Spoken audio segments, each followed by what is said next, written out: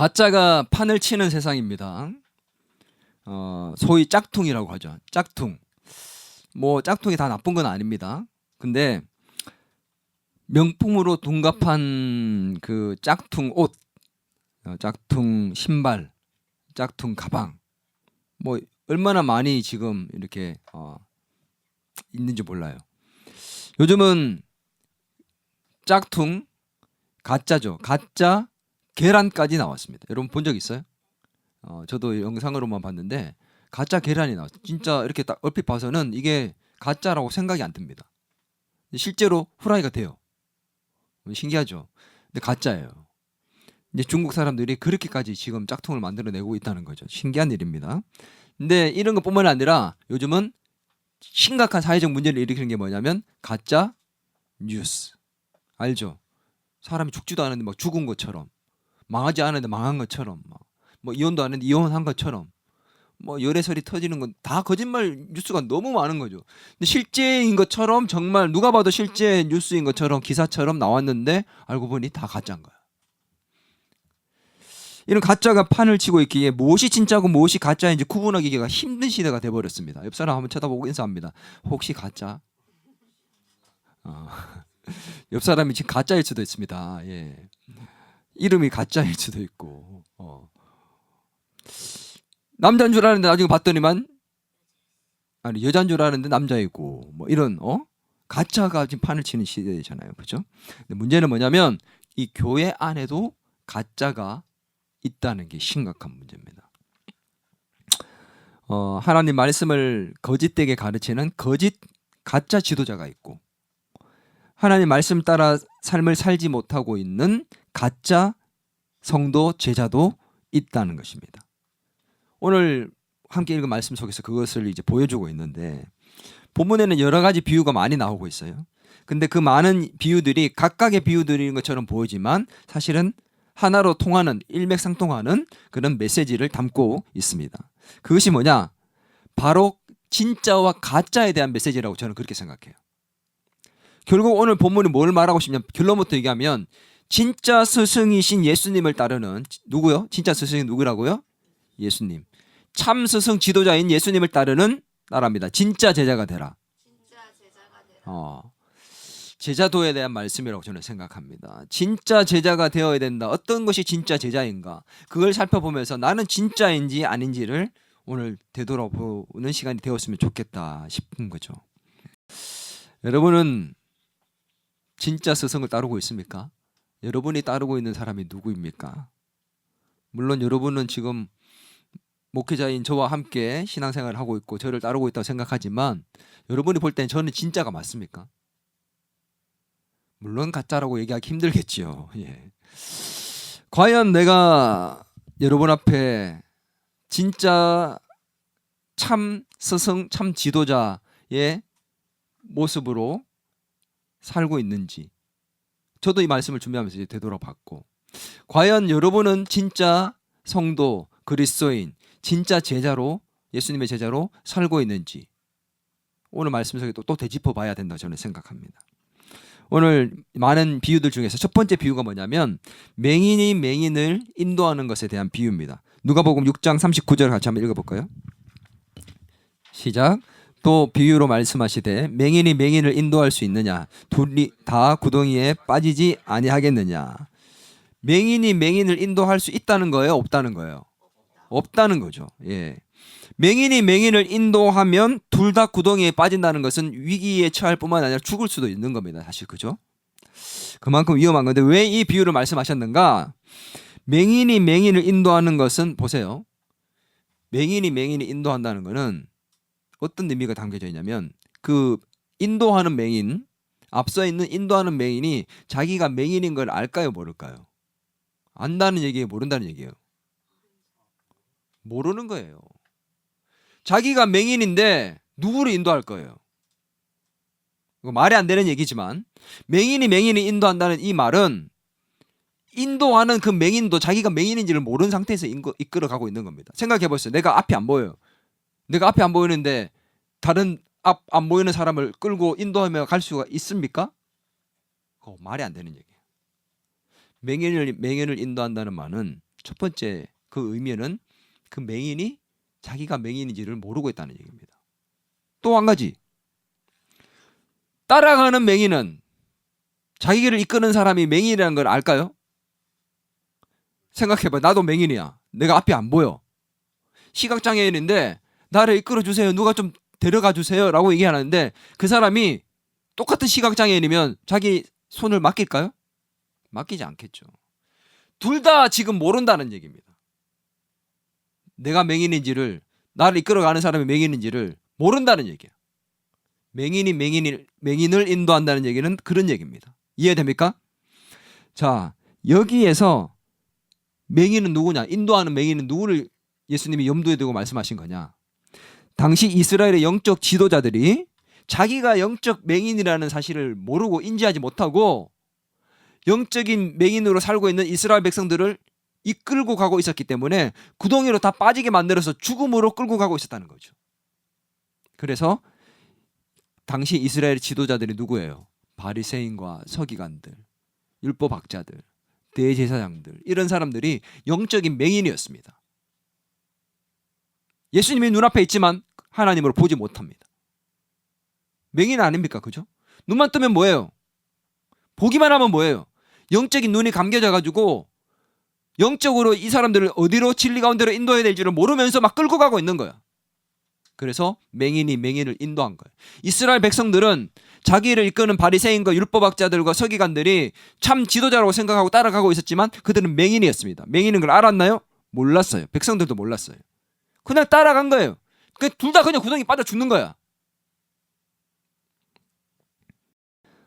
예수님은 제자들과 이스라엘 백성들이 참 지도자인 예수님을 따라야 한다는 것을 역설적으로 얘기해 주신 겁니다.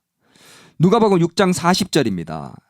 제자가 그 스승보다 높지 못하나 무릇 온전하게 된 자는 그 선생과 같으리라. 무슨 말이에요? 제자가 선생보다 높지 못하다. 이게 무슨 말입니까? 스승이 만약에 맹인이면 제자도 영적 맹인이면 제자도 그 영적 맹인의 한계를 넘어설 수가 없잖아요. 그죠? 그런데 예수님 뭘 원하느냐? 그 맹인이, 영적 맹인이 온전하게 되어 스승과 같이 되기를 원한다고 얘기하셨습니다. 그 스승이 어떤 스승이에요? 바로 예수님입니다. 예수님처럼 되어야 된다는 거예요. 너희가 지금 영적 맹인으로서 온전하지 못하지만, 영적 분별력이 없고 진리가 무엇인지 모르지만 너희가 온전하게 되어서 나처럼 되기를 원한다라고 제자들에게 그리고 백성들에게 지금 말씀하신 거죠. 오늘 이 말씀은 당시 2000년 전 제자들과 이스라엘 백성들에게만 얘기하는 것이 아니라 오늘 저와 여러분에게 예수님 말씀하시는 겁니다. 너희가 온전하게 되어 나와 같이 되어라. 영적 맹인과 같은 그런 어리석은 지도자들을 따라가지 말고 돈 많이 벌게 해준다. 또 축복해준다. 오면 병이 낫는다. 막 그런 것만 따라가는 그런 성도들이 있습니다. 그게 단 줄 알고. 여러분 돈 많이 못 벌면 성공한 거 아닙니까? 이 땅에서 우리가 부하게 살지 못하면, 부유하게 살지 못하면 망한 겁니까? 하나님 뜻대로 살지 못한 겁니까? 그게 하나님 뜻이 아니에요? 착각하면 안 돼요. 예수 믿고 교회 다니고 축복받는 게 돈 많이 버는 게 다가 아니라는 거예요. 그건 한 부분이에요. 근데 전부인 것처럼 가르칩니다. 뭐라고요? 예수 믿으면 축복받고 돈 많이 벌어야 되는 게 다인 것처럼 가르칩니다. 그게 잘못된 가르침이에요. 여러분, 우리는 영적인 맹인을 따라가면 안 돼요. 예수님만 따라가야 합니다. 아멘. 맹인이 맹인을 따른다는 의미는 그런 의미에서 나온 겁니다. 근데 오늘 영적인 맹인이었던 당시 지도자들이 어떤 사람이었는지를 구체적으로 예수님이 말씀을 해주십니다. 6장 41절 42절 시작. 어찌하여 형제의 눈 속에 있는 티는 보고 내 눈 속에 있는 들보는 깨닫지 못하느냐? 너는 내 속에 있는 들보를 보지 못하면서 어찌하여 형제에게 말하기를 형제여 나로 내 눈 속에 있는 티를 빼게 하라 할 수 있느냐? 외식하는 자여 먼저 내 눈 속에 있는 들보를 빼라. 그 후에야 내가 밝히 보고 형제의 눈 속에 있는 티를 빼리라. 이거 누구한테 얘기한 걸까요? 우리는 이 말씀을 너무 잘 알아요. 그래서 우리 각자한테 막 적용시킵니다. 근데 원래 당시에 이 말씀은 누구한테 주는 말씀이냐면 바리새인과 서기관들입니다. 영적 맹인이었던 지도자들. 그들이 어떤 자였습니까? 자기 속에 눈 속에 들보가 기둥 같은 것들이 들어와 있었는데 남의 눈에 있는 티만 보는 거예요. 이게 어떤 말이냐? 자기는 율법적으로 잘 지키고 완벽했기 때문에 의로운 사람이라고 생각했고 죄가 없다 생각했어요. 그리고는 율법을 지키지 않는 많은 이스라엘 백성들을 보면서 뭐라고 생각합니까? 정죄하고 비판합니다. 하나님 뜻대로 살지 못하고 순종하지 못하는 죄인들. 그리고 사람들을 자꾸 멀리하는 거예요. 그들은 영적 맹인이었습니다. 뿐만 아니라 그들은 자기를 완전한 자로 여기고 의로운 자로 여기고 남들이 지키지 못하는 율법을 지키지 못하는 백성들을 그들 그 티를 보면서 자기의 들보를 보지 못했습니다. 왜? 들보가 뭐예요? 그 속에 있는 가장 큰 들보가 뭐예요? 맹인으로서 그들이 그 종교 지도자들이 천국으로 이끌고 있는 게 아니라 하나님 말씀대로 뜻대로 기쁨대로 이끌고 있는 것이 아니라 하나님과 원수된 자로 행하고 있고 그들을 구덩이로 빠뜨려서 지옥행으로 끌고 가고 있는 엄청난 들보를 가지고 있으면서 못 보고 있는 거야.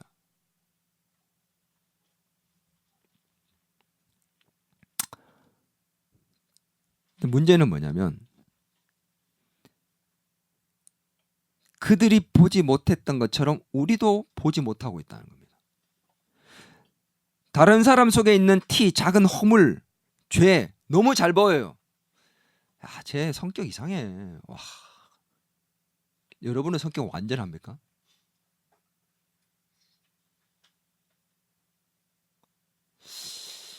다른 사람 속에 있는 허물과 죄는 크게 봅니다. 근데 반대로 나의 허물과 나의 죄는 작게 여기고 아니 자꾸 덮으려고 그러고 없는 것처럼 그렇게 덮고 가려 합니다. 그걸 예수님이 뭐라고 얘기한 줄 알아요? 오늘 성경에 보니까 그를 향해서 뭐라고 부릅니까? 저를 보지 말고 성경을 보세요. 뭐라고 불렀어요? 예수님이. 그런 자를 향해서 뭐라고 불렀습니까? 외식하는 자. 밖에서 사 먹는 거 말고 외식하는 자. 개근데 안 웃으면 아빠가 자, 외식하는 자. 이 외식하다는 말은 무슨 말이냐? 어떤 뜻이에요? 외식하다는 말이. 연극 무대에서 이 말은 원래 헬라어로 연극 무대에서 가면을 쓰고 연기하는 것을 의미하는 것이 외식하다는 뜻입니다. 자신의 참된 모습을 감추기 위해서 다른 사람에게 좋은 인상을 주기 위해서 자기의 진짜 모습을 감추고 좋은 모습만 보여주기 위해서 가면을 쓰고 연기하는 것을 외식하다라고 얘기를 하는 겁니다. 이 외식하다는 말에 또 다른 그 어떤 표현이 있습니다. 그게 뭐냐면 위선이란 말이에요. 위선. 위선은 뭐예요? 위장된 선이거든. 자기가 선하지 않은데 선한 것처럼 위장해서 보여주는 것. 외식, 위장. 이것들이 바리새인들의 모습이었습니다. 대표적인 바리새인과 서기관들을 나타내는 말이 바로 위선자, 외식하는 자였습니다.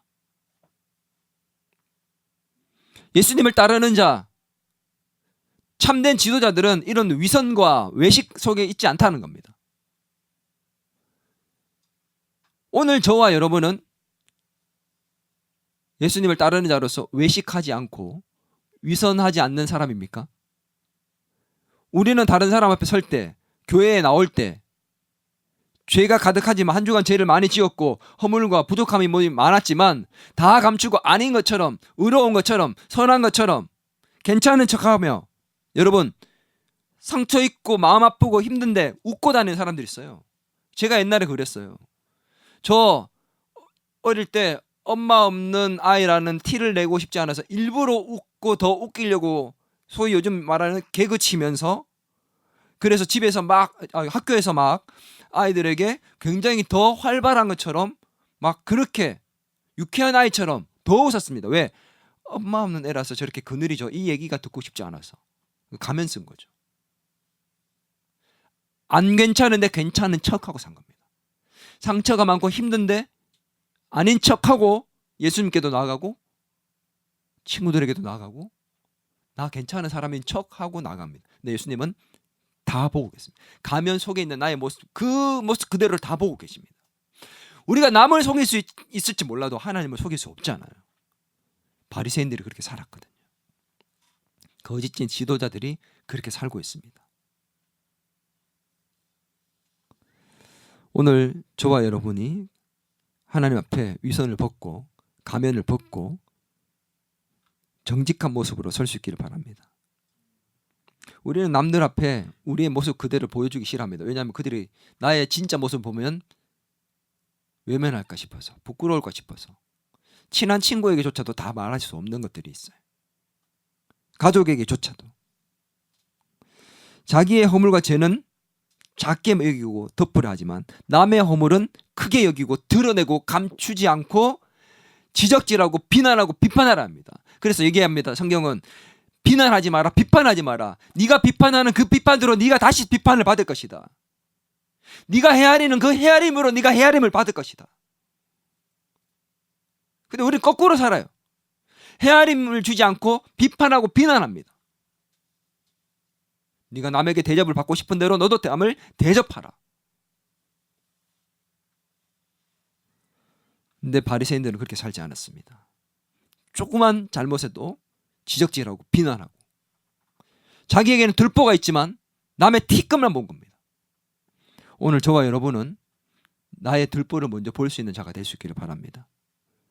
남의 허물은 덮어주고 내 죄악은 하나님 앞에 내어놓고 회개할 수 있는 그런 정직한 그리스도인들이 될 수 있기를 바랍니다. 문제는 뭐냐면 우리가 따라가야 할 참 스승과 지도자를 어떻게 알 수 있냐는 겁니다. 그 예수님이 그 방법을 가르쳐 주셨어요. 6장 43절 44절 시작. 못된 열매 맺는 좋은 나무가 없고 또 좋은 열매 맺는 못된 나무가 없느니라. 나무는 각각 그 열매로 아나니 가시나무에서 무화과를 또 찔레에서 포도를 따지 못하느니라. 사과 씨앗을 심어서 사과나무가 이렇게 자랐습니다. 그래서 사과나무에서 열매가 맺혔는데 어라? 귤이 열렸네? 그럴 수 있어요? 사과나무를 심어놓고 열매가 맺히기를 기다리냐? 나는 망고를 주십시오 하나님. 과일의 황제 두리안이 먹고 싶습니다. 두리안을 주시옵소서 기도하면 두리안이 나옵니까? 안 나와요. 열매를 보면 알 수 있습니다. 열매는 속이지 않습니다. 열매로 안다는 말은 그런 말이에요. 마태복음에 보면 이 같은 내용의 말씀이 나오는데 이 말씀을 하셨을 때 그 말씀을 준 주된 대상이 누군지를 정확하게 보여주십니다. 마태복음 7장 15절에서 16절 같이 읽겠습니다. 시작. 거짓 선지자들을 삼가라. 양의 옷을 입고 너희에게 나오라. 속에는 노력하는 일이라. 그들은 열매로 그들을 알지니 가시나무에서 포도를 또 엉겅퀴에서는 무화과를 따겠느냐. 누구가 대상입니까? 거짓 선지자, 거짓 지도자. 앞선 영적 지도자들에 대해서 지금 주신 말씀이 열매로 그것을 안다는 겁니다. 뭘 안다는 거예요? 이 사람이 진짜인지 가짜인지를 안다는 거예요. 지도자로서. 뭘 보고? 겉으로 봐서는 몰라요. 멋있게 가르치고 설교하고 기도하는 것처럼 보이고 바리새인들이 시간만 되면 멋지게 독보자락을 촥 손을 높이 올려들고 시간만 되면 그 자리에서 지나다니다가도 거기에 서서 하늘을 향해서 기도합니다. 너무 멋있지. 율법 다 지키고 막 말씀 전하고 남들에게 존경받는 것처럼 보이는데 뭐라고요? 그 열매를 보니까 아닌 거예요. 어떤 열매를 맺고 있습니까? 비난, 저주, 배척하고 용서하지 않고 허물을 드러내고 남의 물질을 도적질하는 그런 사기꾼 같은 그런 행동들을 하고 바리새인들만 그런 게 아니에요. 요즘도 마찬가지입니다. 여러분 이단들 보세요. 이단들 요즘은 이단도 있지만 이단의 경계성에 있는 것이 더 심각합니다. 이단을 아예 이단인 줄 알아. 신천지 이단 알아요? 몰라요? 알잖아. 다 알아. 세상이 다 알아. 그래서 별로 무섭지 않아. 신천지라 그러면 사람들이 이단이라고 생각하니까. 근데 신천지도 아닌 것이 하나님의 교회도 아닌 것이 여호와의 증인도 아닌 것이 애매한 이단을 가지고 있는 이단성을 갖고 있는 그런 무리들이 있습니다. 집단들이 있습니다. 근데 겉으로 봐서는 몰라요.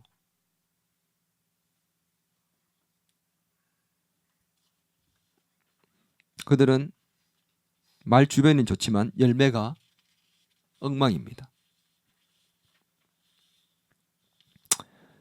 자기의 정체를 숨겨요. 이단들은 자기의 정체를 숨깁니다. 진짜 진리인 것처럼 진리를 처음엔 가르치다가 결국 마지막에는 속내를 드러내죠. 그래서 결국 이단들의 열매가 어떤 열매가 맺힙니까? 가정이 무너집니다. 여러분, 이단에 빠진 사람 가정 무너져요. 그리고 그 삶이 망가집니다. 그 삶이 직장의 삶에 무너지기도 하고 관계가 무너지기도 하고 무너집니다. 사람들로부터 배척당하고 왕따당하기 시작해요. 알려지기 시작하면은. 내가 속해 있고 내가 나를 가르치는 지도자가 어떤 사람인지를 알려지면은 왕따당합니다. 인생이 무너져요. 열매를 보면. 그리고 결국은 앞선 지도자들이 자기의 잘못된 욕심과 자기의 욕망을 채우기 위해서 밑에 사람들을 이용하는 겁니다. 열매를 보면 알아요. 어떤 열매가 진짜 맺히고 있는가. 진짜 지도자와 함께 갈 때 그런 지도자들의 열매들은 어떤 거예요? 이웃을 사랑합니다. 내 자신처럼. 원수를 사랑하고 선대합니다. 우리가 지난 말씀에서처럼 나를 저주하고 나를 비난하는 자를 위해서 기도하고 축복해 줍니다. 그런 열매가 맺힌다니까요. 말씀 앞에 서 있는 열매, 순종하는 열매, 기도의 자리에 있는 열매. 예수님의 말씀대로 어떤 말씀의 열매요? 우리가 지금 산상수훈과 또 평지설교를 들었잖아요. 그 말씀대로 살아가는 그 열매들이 맺혀간다는 겁니다. 정죄하고 비난하고 지적질하고 분노하고 용서하지 않고 살아가는 그런 열매들이 맺히고 있다면 잘못된 지도자죠. 뿐만 아니라 우리도 마찬가지입니다. 우리도 그런 삶의 열매를 맺고 있다면 가짜 제자인 겁니다. 거짓과 욕심과 음란과 도둑질과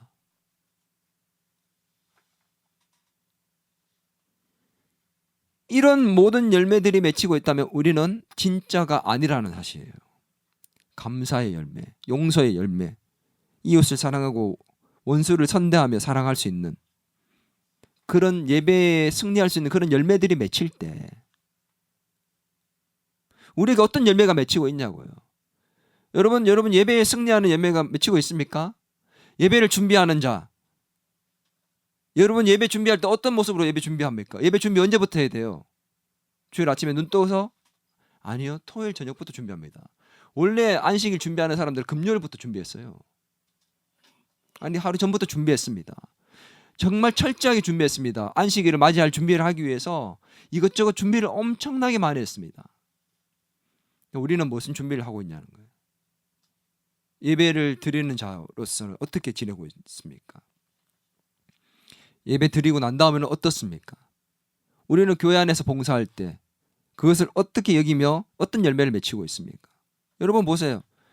교회에 와서 지금 뭐 예를 들어서 우리 교회 청소 주보 정리하고 나눠주고 하는 거, 안내하는 거, 뭐 반주하고 또 우리가 하는 여러 가지 사역들 어떤 마음가짐과 태도를 가지고 임하고 있느냐가 우리가 진짜인지 아닌지를 보여주는 기준이 아닙니까? 저도 마찬가지고 말씀을 준비하고 가르칠 때 그냥 예배 한번 드린다는 생각으로 우리가 하고 있다면 문제가 있는 거 아닐까요? 교회니까 가서 예배 드리는 거고 해야 되니까 하는 거고 내일이 더 바쁘니까 내일 진행 다 하고 남는 시간에 뭘 하겠다. 우리가 이런 부분에 있어서 어떤 열매가 맺히고 있는지를 객관적으로 좀 살펴봐야 된다 생각해요. 오늘 예수님이 맺었던 열매를 보십시오. 목숨까지 주며 결국 우리를 위해서 그렇게 사셨던 분. 진짜 스승 아닙니까? 우리는 따라가야 할 분이 예수님밖에 없는 줄 믿습니다. 하나님, 아멘.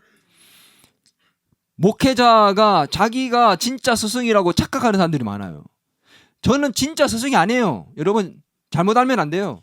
저는 진짜 스승이신 예수님께로 여러분을 인도하는 가이드입니다.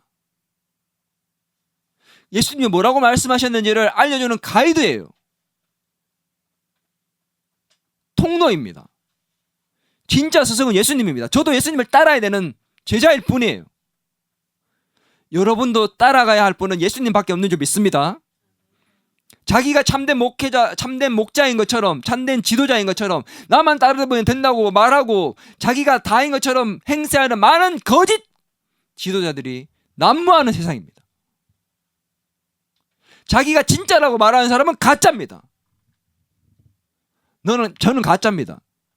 뭐 좀 이상한데? 그 의미가 뭔지를 알겠죠? 진짜라고 말하는 사람은 가짜고 가짜라고 말하는 사람이 진짜예요. 그걸 아는 사람이. 저는 참 스승이 아니라 참 스승께로 인도하는 가이드입니다. 저와 여러분 모두 다 참 스승이신 예수님을 따르는 참 제자가 되기를 바랍니다.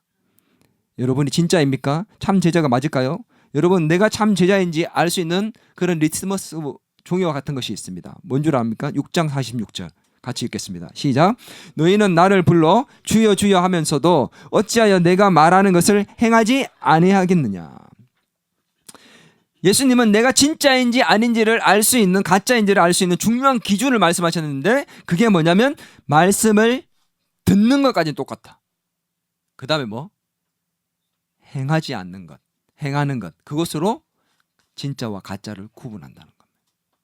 말씀을 듣는다는 건 의미는 무슨 의미예요? 어디에 나와 있는 겁니까? 교회 안에 나와 있는 성도입니다. 그리스도인으로 살고 있는 겁니다. 신앙인으로 살고 있는 겁니다. 그래서 예배도 드리고 성경도 읽고 말씀을 듣습니다. 거기까지는 다 똑같아요.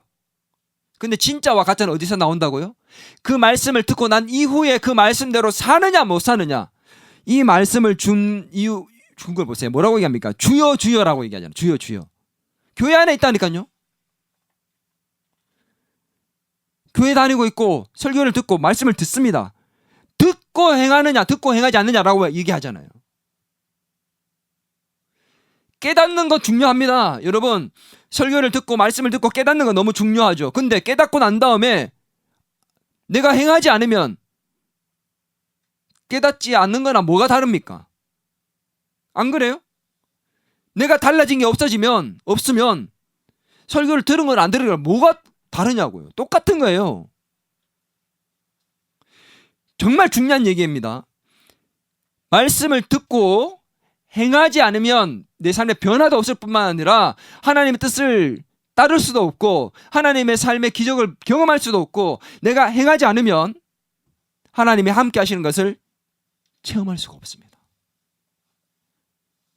내가 행해봐야, 원수를 사랑해봐야, 하기 싫지만 해봐야, 마음에는 여전히 미움이 있지만 사랑으로 그에게 먹을 것을 주고 마시게 해줄 때 우리가 변화가 일어나고 내 삶에 성장이 일어나고 하나님 주시는 기적이 나타난다는 것입니다. 아멘. 산상설교와 평지설교를 마지막에 마무리하면서 똑같이 이 말씀을 줍니다. 뭐라고요? 말씀을 듣고 행하는 자가 되라. 그렇지 않을 때는 그 무너짐이 심할 것이다라고 얘기하십니다. 오늘 하나님 뜻이 무엇인지 그 뜻대로 듣고 행하지 않았기 때문에, 여러분 보세요. 한번 생각해 봅시다. 바리새인과 율법학자들, 서기관들은 하나님 말씀대로 행했습니까? 행하지 않았습니까?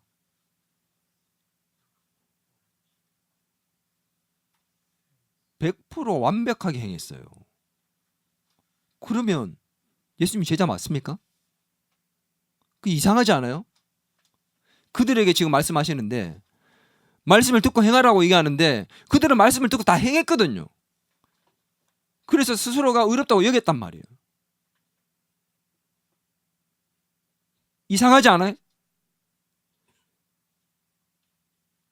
율법대로 행하지 않는 자들이 있었고 율법대로 행한 자들이 있었는데 예수님 하신 말씀대로 보면 이상한 일입니다. 그러나 바리새인과 서기관들이 왜 맹인으로 취급받았느냐? 그들이 행했던, 율법대로 행했던 것들은 하나님이 기뻐하시는 뜻이 아니었습니다. 자의적인 뜻이었습니다. 그걸 얘기해주는 대표적인 것이 뭐냐? 장로의 유전이거든요. 그 장로의 유전을 지키는 것을 하나님의 뜻대로 행하는 것보다 더 중요하게 여겼습니다. 그래서 예수님이 그걸 다 뒤집어 엎고 갈아엎는 파격적인 설교를 하시기 시작한 거예요. 원수의 뺨을 치면은 한쪽으로 돌려대라. 이 말이 되는 게 아니잖아요. 근데 원수를 어떻게 하라고 했습니까? 원수는 원수로 갚아야 된다고 율법학자들과 서기관과 바리새인을 가르쳤거든. 맹인이었어요. 파격적인 가르침을 다 이제 산상수훈에서 가르치신 예수님이 너희들은 그렇게 가르치지 않았다. 너희들은 그렇게 따르고 있는 게 아니다.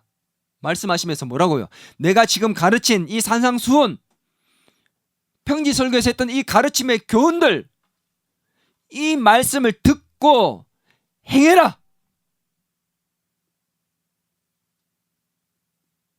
예수님께서 가르치셨던 그 교훈대로 지금부터 너희들이 행하느냐 행하지 않느냐에 따라서 진짜와 가짜가 결정난다는 겁니다. 여러분 진짜입니까? 가짜입니까? 여러분 겉으로는 알 수 없어요. 여러분의 삶의 열매를 보면 알 수 있고 행하느냐 행하지 않느냐를 보면 알 수 있습니다.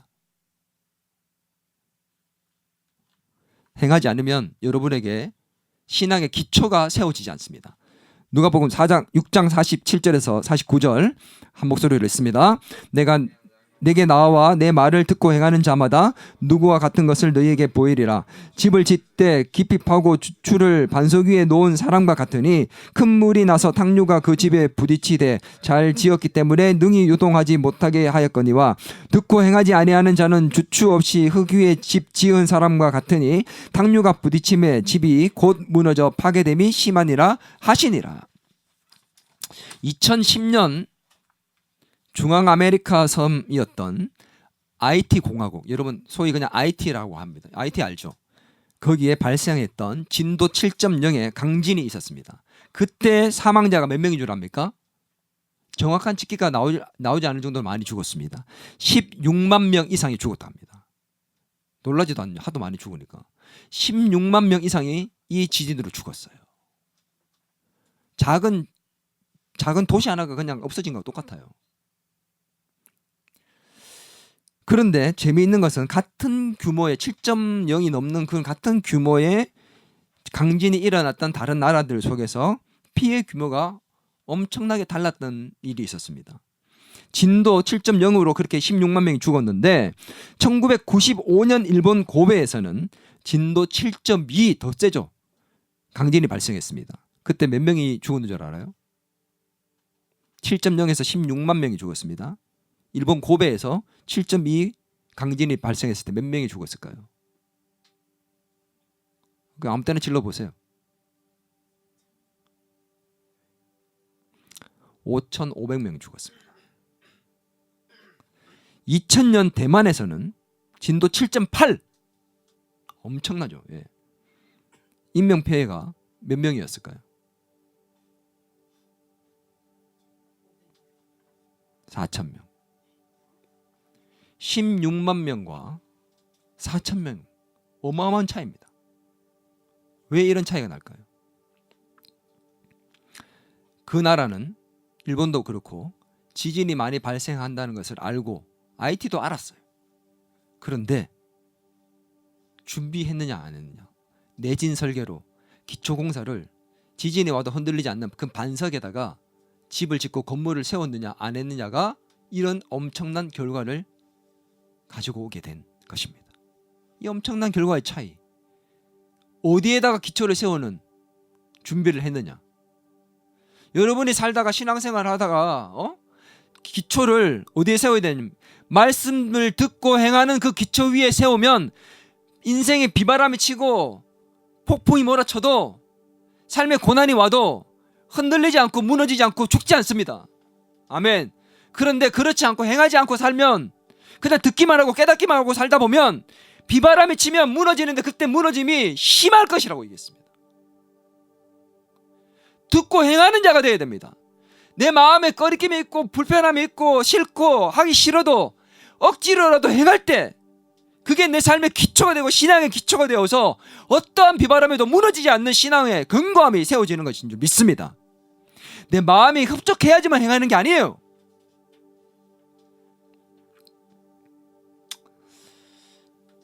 원수를 사랑하는 거 지난주에도 말씀했잖아요. 사랑하는 마음이 생겨서 하는 게 아니라니까요. 제가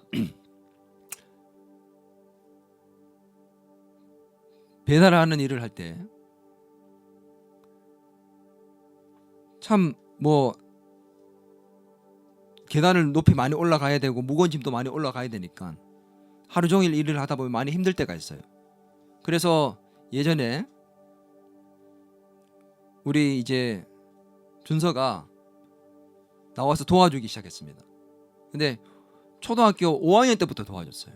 지금 생각하면 참 엄청난 일이죠. 우리 채원이 나이 많을 때니까. 근데 그때 이제 내가 처음에는 와서 아빠 이렇게 작은 거 이거 좀 갖다 줄래? 하면 와서 얘가 메토에 갖다 줘. 그럼 메토에 갖다 주고 이렇게 오고 했어요. 작은 봉지짐 같은 거. 이제 그렇게 이렇게 도와주기 시작하다가 이제 매주 나와서 다시 도와주기 시작했습니다. 쉬운 일이 아니에요. 동네 사람들이 다 알았어요. 근데 그때 힘들고 어려운 이제 그 시기들을 거쳐갈 때 그때 하루는 이제 전화가 옵니다. 일하고 있는데 전화가 와서 아빠 힘들지? 그게 뭐라고 얘기하냐면 나 나가서 도와줄까? 내가 나와서 도와달라고 안 했는데 지가 전화해서 또 나와서 도와주겠대요. 초등학교 5학년이면 그냥 놀고 싶을 때예요. 그죠? 시키면은 짜증나고 하기 싫을 때입니다. 근데 지가 전화 와서 그렇게 하겠대. 너무 감동받았죠. 그래서 제 마음에 또 힘들고 어려움이 있으니까 그래 고마운 마음으로 또 같이 나오래서 같이 일을 하고 맛있는 것도 사주고 하면서 동네 아줌마들한테 용돈도 받으면서 그렇게 했어요. 근데 나중에 알게 된 사실이지만 준서가 그런 얘기를 하더라고요. 그때 진짜 놀고 싶었고 나가고 싶지 않았는데 그때 나가서 일을 도와줬었다고. 저는 준서가 막 기쁜 마음으로 우리 아빠 힘든데 내가 나가서 도와줘야지 이런 생각을 갖고, 물론 조금 있었겠죠. 그런 마음을 갖고 이렇게 도와주는 줄 알았는데 나중에 알고 보니까 본인도 가기 싫고 놀고 싶고 덥고 힘들었지만 그 마음이 있지만 그런데 나왔다. 내 눈에는 어떻게 보입니까? 그 마음보다 그 행동이 보입니다. 그 어린 나이에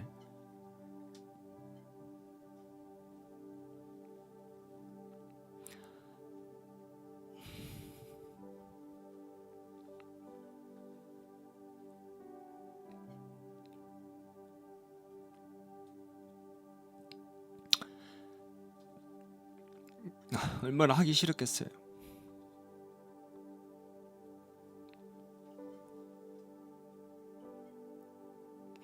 근데 행하는 그 모습 속에 저는 참 귀함이 보였습니다.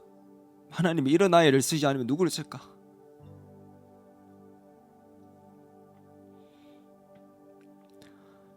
여러분, 우리가 말씀을 듣고 깨닫는 것도 중요한데 행하지 않으면 아무 의미가 없어요. 싫어도 귀찮아도 내 마음의 기쁨으로 동의가 안 돼도 행할 때 거기에 하나님의 능력이 나타나는 겁니다. 거기에 우리 신앙의 진정한 든든한 기초가 세워지는 겁니다. 용서하고 싶은 마음이 없는데도 용서할 때, 원수가 줄일 때 먹을 것을 먹이고 마음이 가서가 아니에요. 목마를 때 마시게 할 수 있는 것, 그게 진짜입니다. 그게 진짜 그리스도인이고 예수님의 제자입니다.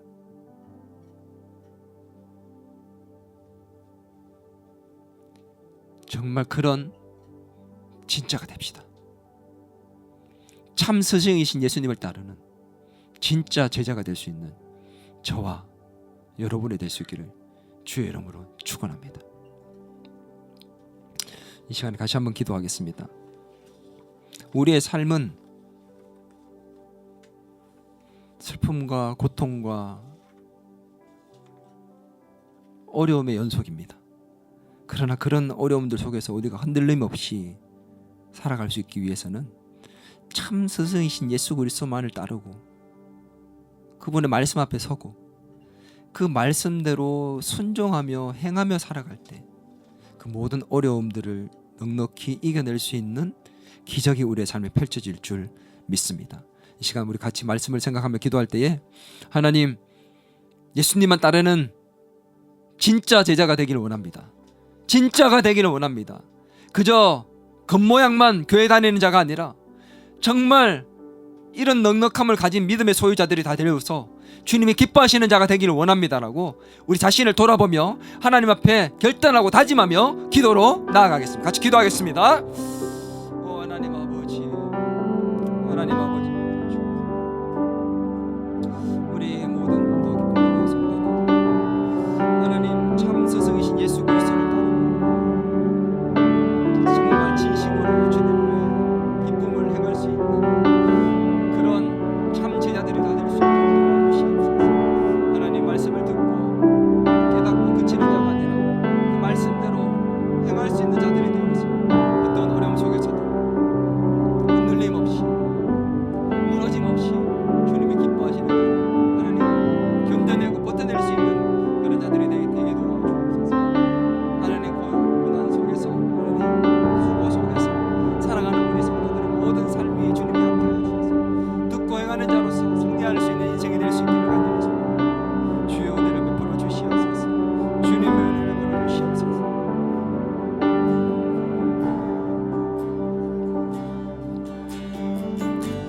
모든 것 아시는 주님, 나의 맘에 연약함 보시고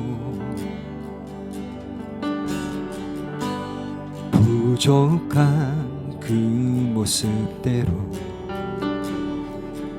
주님 마음에 새겨주시네. 주님께 도로한 마음 하나하나 헤아려 주시니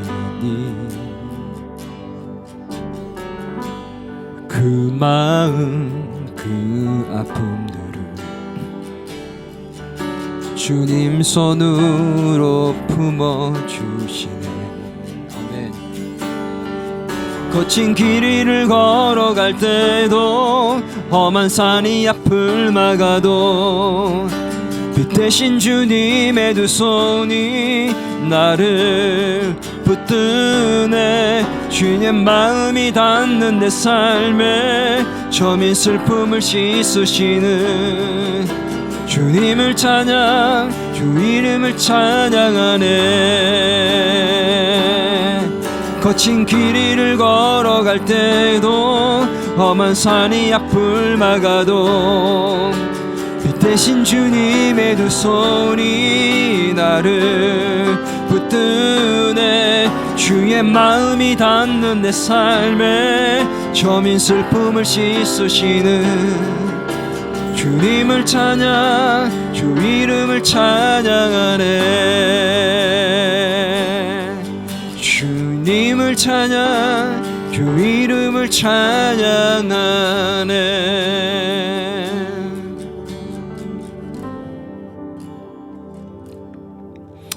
부족한 모습들, 연약한 모습들 주님께 토로하며 아래일 때 주님 헤아려 주시고 주님 손으로 품어 주심을 믿습니다. 하나님, 주님의 참 제자로 사는 모습이 턱없이 부족합니다.